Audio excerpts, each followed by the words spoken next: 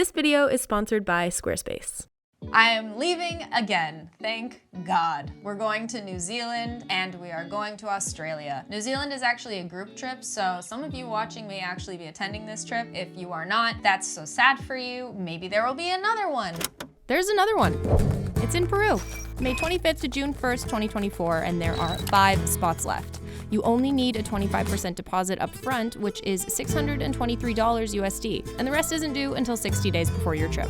Payment plans are available too, so book now or forever hold your peace. Link in the description. Anyways, back to this video. So we thought, why not kill 2 birds with 1 stone? Because I'm leaving tomorrow night and I have to pack this bag anyways. So you guys are coming with me and we're going to pack my camera bag for my 2-week trip. And we're gonna go through every single piece of gear and why I'm bringing it. I really hope it all fits.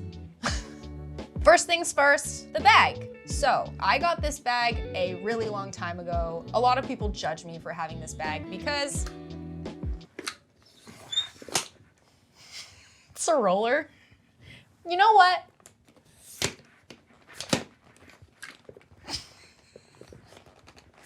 Nope, it's not gonna shut. You know what? I don't have back problems because of this bag. And now it's been through so much with me, I could get the newer version because this exact one, it's from the Runner series by Lowepro, doesn't exist anymore. There are other ones though. So we'll have those linked in the description and maybe we'll have a fun screen capture of the newer options on screen right now. But the reason I love this bag, I can cram it full of stuff. It can be super heavy and I can roll it around an airport. I don't have to exhaust myself going from one gate to another gate, and that means everything to me. So what I'll usually do is I'll bring this, pack it full of everything, and then in my actual suitcase, I'll cram in like a lighter day bag. So usually I reach for the Brevity jumper bag. If you guys have watched my favorite camera bags video, you'll see that these are 2 bags that I've included in that video. I have a couple of other ones I really like, but this is kind of my staple setup for travel because it just makes sense. You have your day bag and then you have your massive, almost suitcase-like camera bag that fits every single thing. So that's everything about the bag.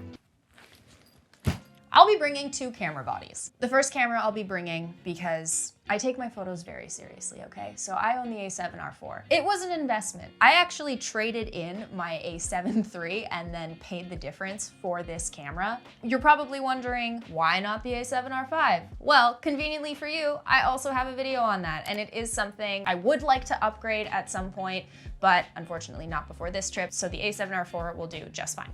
And I have that up here. And lenses. So I won't actually be bringing this lens because limited space in my camera bag, and Chris, my husband, if you guys don't know who he is, he used to shoot Sony. Lately, he's been shooting Lumix. So usually that was really convenient because we could both bring a bunch of different lenses and pack some in each of our camera bags. But on this trip, I'm all on my own.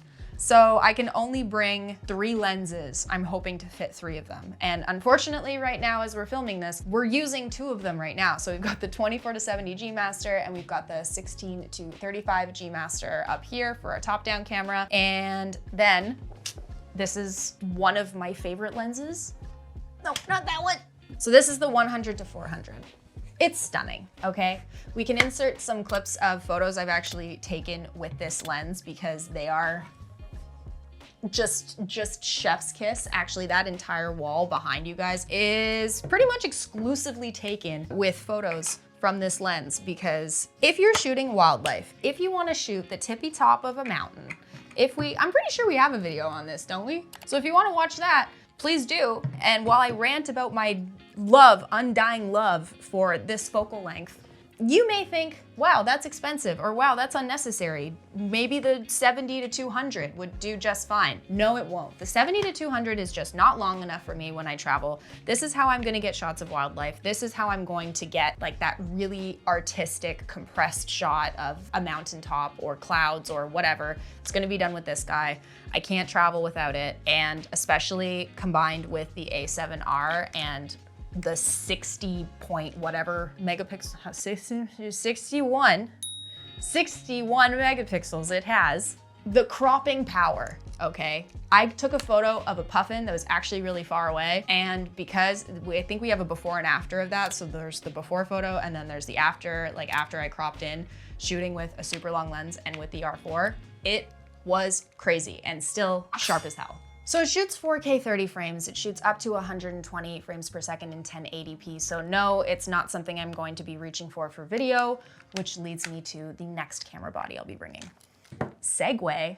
All right, so camera body number 2 is the A7S III. Now this is my video beast. So we have the photo workhorse and we have the video workhorse. So the reason I am bringing this camera, I mean, one of the highlights of course, is that it shoots 4K, 120 frames per second, 10-bit 422. I love this camera. The reason I'm bringing it on this trip is because I do plan on shooting some YouTube content, a little bit of travel video content, and so having both of these bodies keeps me covered. And it's always nice to have a second body handy in case something goes wrong. It does only have 12 megapixels, so it's not exactly the camera I'm going to reach for photos, but it would do just fine if I do happen to take a photo with it and post it on Instagram. It's just fine. So back to the lenses for a sec. So I gave you a really great explanation as to why I reached for the 100 to 400, but I didn't really tackle why I'm choosing to bring the 24 to 70 or the 16 to 35. So the reason I am bringing the 16 to 35 is, I mean, first of all, for vlogging. It's a great vlogging lens. Having a variable focal length is something that is important to me because I have a 16 wide covered, I have a 24 wide covered, and I do love a 35 focal length.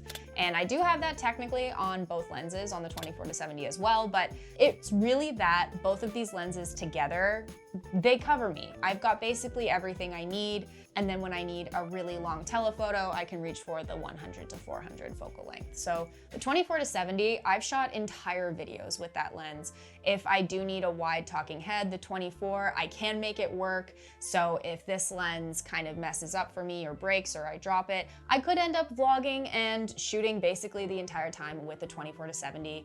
If I were bringing one lens out on a run and gun shoot day, it would be that lens. It's f2.8, that's great, it does just fine.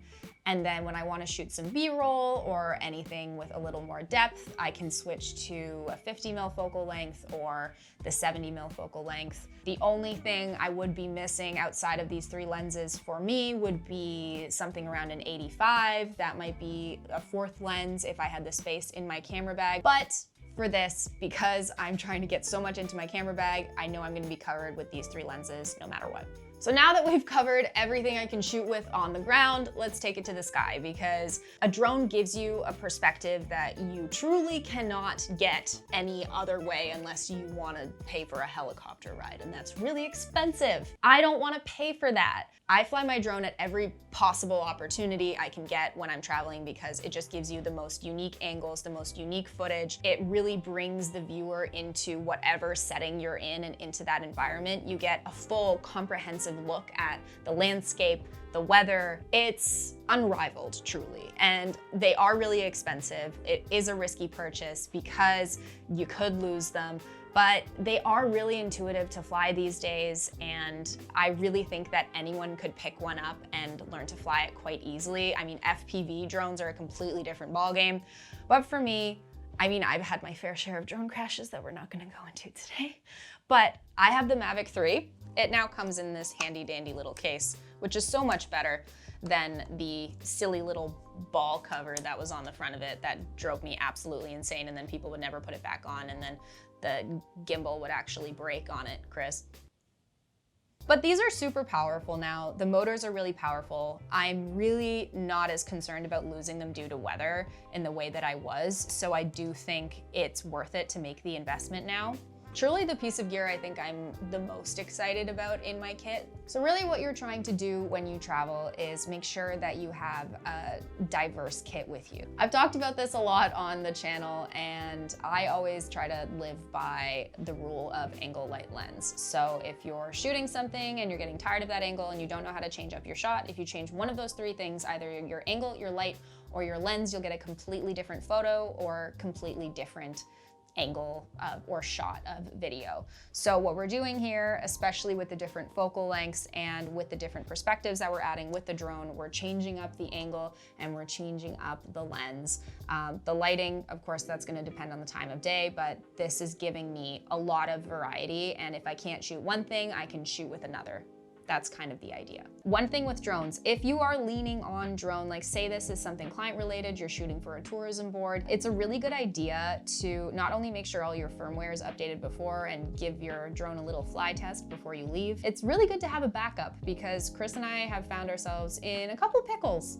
We've had issues with drones on trips, on location, and then we're completely out of that perspective for the entire trip. And that's really disappointing when you're spending a lot of money and a lot of effort to get yourself there. So I won't be bringing one on this trip because I know Chris is bringing another drone, but I do have a little Mavic Air that I keep as a backup. So if I have the space for it in my bag, or I know that I'm really leaning heavily on drone footage or drone photos, then I will bring that just in case to make sure that I'm not completely missing out when I get to that location.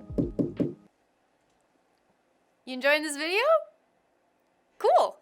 Couple things I'm gonna ask you to do then. 1, maybe subscribe to my channel. 2, listen to me talk about Squarespace for a minute. Thanks. I used Squarespace to make my website. I legitimately did, even before they paid me to do this ad. The template I chose was clean and stylish, and I literally built it myself. I really struggle with design, but Squarespace made it super easy for me to showcase my portfolio beautifully. The platform is super easy for me to customize, update regularly, and I can get analytics about the purchases made on my digital products through my online store. And I run my own business, so I don't have time to learn a whole new platform. All right, so head over to Squarespace for a free trial, and when you're ready to launch, you can use this code right here to save 10% off your first purchase of a website or domain. Thanks, Squarespace. Now back to the video. Now, a bunch of little extra things that of course you need, but you don't want to forget. We've got all of our SD cards, and yes, I use the Peter Mckinnon Nomadic collab one. Love that. Definitely a circular polarizer, because if you're shooting sky, water, especially water, if you happen to want to shoot cars in cool locations, you're going to need this too. It's going to significantly reduce or eliminate reflections. I like bringing a 5% black mist filter just because that's kind of the look I like in my videos. It's a personal preference thing, but if you are bringing NDs and you like having, you know, the 2-in-1 kind of combo, I would look into the Peter Mckinnon VND mists. I use those all the time. We have the 2 to 5 stop and the 6 to 9. I do reach for the 2 to 5 the most because the 6 to 9 it would have to be super, super bright out, so I will definitely be bringing those as well. And just to note, all of this will be linked in the description box below if you want to pick up any of this stuff. So definitely an SSD. I'll be bringing 2 of those. This one is quite durable. Usually I only bring one that's 1 terabyte. Depends how long I'm going for this trip. I may actually bring 2 terabytes, but just something small, lightweight, resilient, fast to back up. AirPods, they're a must. I'm not going to be able to fit my Sony headphones in my bag this time, so these will have to do. And then back to the filters.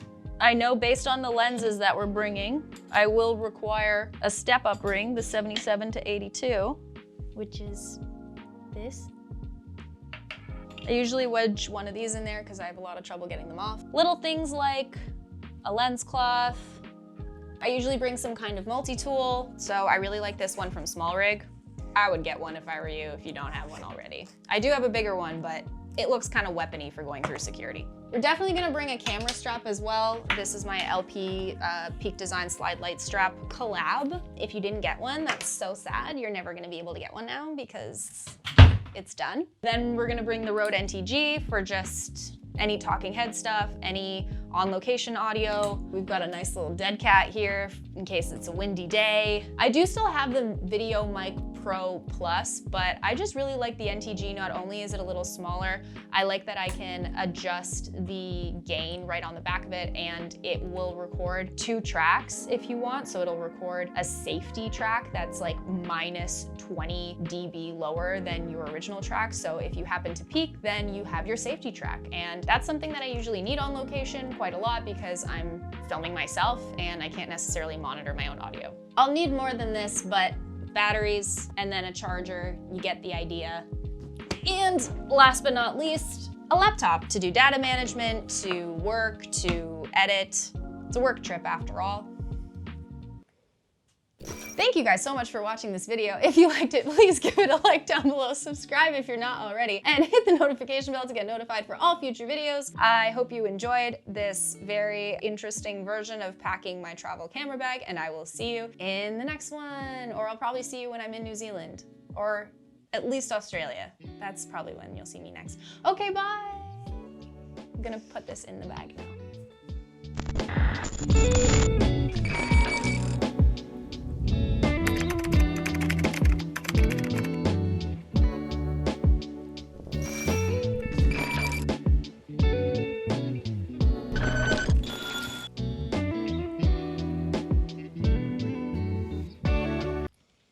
See if I can actually get this to shut now. There. My God, that was annoying.